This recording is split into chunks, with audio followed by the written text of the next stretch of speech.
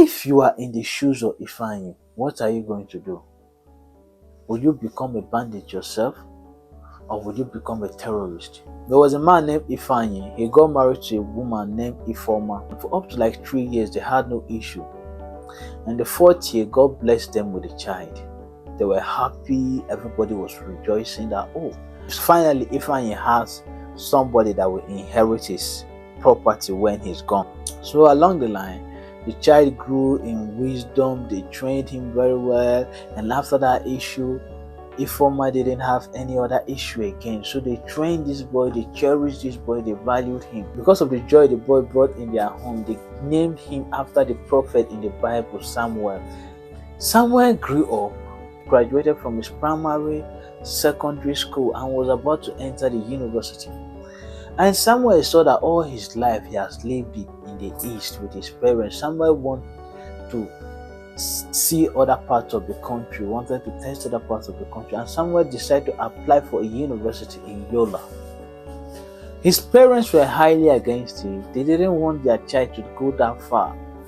But since it was his decision, they didn't want to kick against their child's decision. They allowed the child to go and study in Yola. And during the semester, Ifeoma will go to Yola to go and visit Samuel, to see how Samuel is doing and get him some present, since Samuel is the only child they have.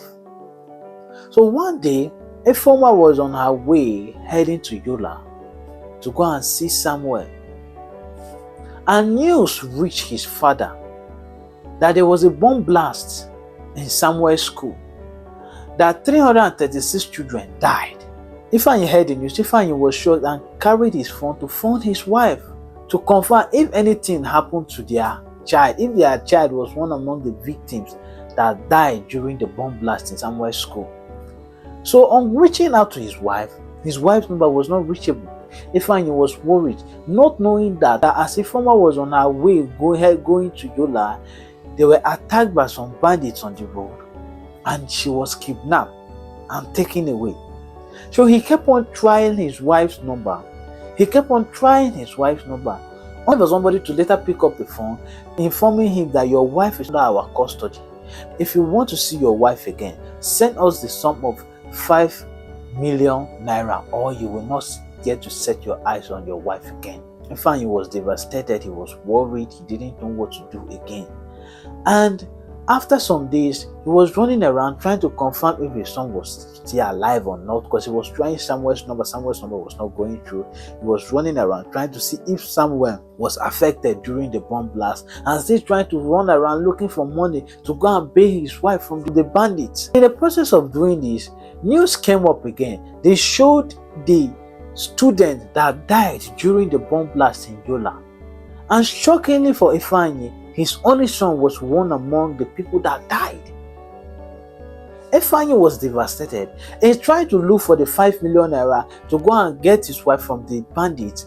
Another news reached out to him that he should not worry, since he has wasted much time. The people they kidnapped, they have killed them and cut their parts and sell it out to people that buy human parts. He didn't know what to do again. He didn't know where to go. He didn't know what to do. He was just confused. He felt like ending up his life. Imagine losing your wife and only child at the age of 60 something. How are you going to go about this? Starting life afresh again is not going to be easy for that kind of a person. Erasing that sad memory from his mind is another thing. Where will he start from? These were the things that were going up in his mind. Although there were news up and there and there that there were insecurity issues in the country, they were always praying to God that, oh, nothing happened to their child, that if they go out, if the kidnappers or bandits or whoever, they are coming right, God should direct their step to follow the left. But here comes a situation where the worst thing he ever dreamt of before him. If you are in the shoes of Ifeanyi, what are you going to do? Will you become a bandit yourself, or will you become a terrorist?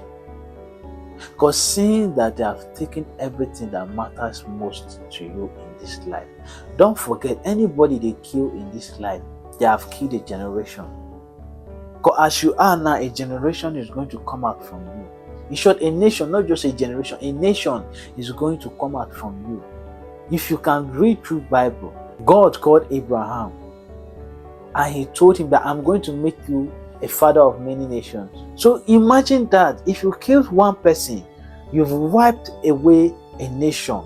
Not just a nation, nations. Because that person is going to give birth to other people. So I want to ask you this question. Don't be in a haste to ask. Think carefully. If you are in the shoes of Ifeanyi, what are you going to do about it? Will you attack the government? Will you turn a terrorist or a bandit that your own mission will be to be attacking the government? Because definitely he's going to blame the government. The government are aware of the insecurities that are going on in the country. Now, imagine if that kind of a person turns to a nuisance in the country. Imagine his mission. His mission might either be to be attacking government officials or the people that killed his son. Because his son was schooling in the north. Since his son was schooling in the north, definitely he will start in his own region by attacking the northerners in his own region. You can't expect that kind of a person to erase that kind of memory from his mind. It's going to be difficult. It's going to be hard. So think well and answer this question in the comment section. If you were in Ifeanyi's shoe, what are you going to do? Will you leave everything to God, or will you take vengeance? Just think very well before giving an answer.